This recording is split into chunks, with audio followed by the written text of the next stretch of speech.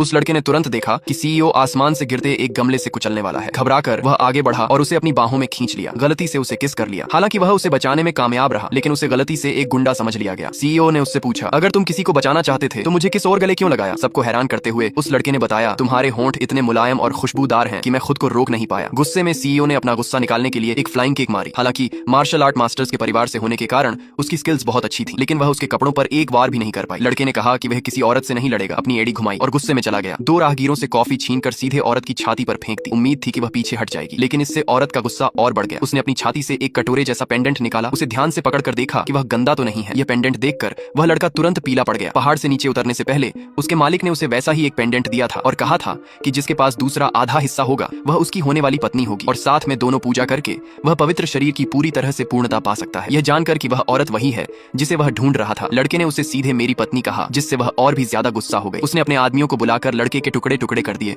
और अपनी बहन के साथ नहाने और कपड़े बदलने के लिए वापस आ गई। लड़का उनका पीछा करना चाहता था, लेकिन औरत के साथियों ने उसे रोक लिया। फिर उसने औरत की लग्जरी कार देखी जिसके पीछे एक काली कार थी और उसे एहसास हुआ कि वह खतरे में है। उसने कहा, वह खतरे में है, मुझे उसे बचाना है। लेकिन आदमियों ने उस पर विश्वास नहीं किया और उस पर टूट पड़े। लड़का गुस्से में कोई दया नहीं दिखाई, उन दोनों पर एक हाथ से वार किया और उन्हें उड़ा दिया। लीडर जैक ने लड़के की ताकत देखकर अपना चाकू गिरा दिया और एक पिस्तौल उठा ली। उसे यकीन था कि वह लड़का गोली से बच नहीं पाएगा, लेकिन अगले ही पल लड़का अजीब तरह से उसके पीछे आया, पिस्तौल छीनी और उसे हवा में फेंक दिया, जिससे वह कबाड़ के ढेर में बिखर गई। यह किसी काम की नहीं है, इसे दोबारा मत निकालना ताकि तुम बेवकूफ न बनो, उसने कहा, और फिर एक छलांग लगाकर गायब हो गया, जिससे सब हैरान रह गए। इस बीच औरत घर लौट आई थी। लड़के के लापरवाह बर्ताव से अब भी गुस्से में थी और उसे टुकड़े टुकड़े करने की कसम खा रही थी। फिर वह अपनी बहन के साथ नहाने लगी। उसे आने वाले खतरे का पता नहीं था। एक जवान वारिस जो औरत की खूबसूरती से खींचा चला आया, अपने आदमियों के साथ दरवाजे पर आया और कमरे में नींद लाने वाली गैस फूंकने लगा। लड़के ने अपनी तेज तर्रार टेक्निक का इस्तेमाल करते हुए खुद को अलग पाया। उसने अपनी दिव्य आंख चालू करके अपनी पत्नी की सही जगह का पता लगाया और दौड़कर वहां पहुंचा। तब तक दोनों बहनें नहा चुकी थीं और लिविंग रूम में थीं। जल्द ही बहन को चक्कर आने लगे और वह बेहोश हो गई। औरत डर गई। उसे एहसास हुआ कि गैस फूंकी गई है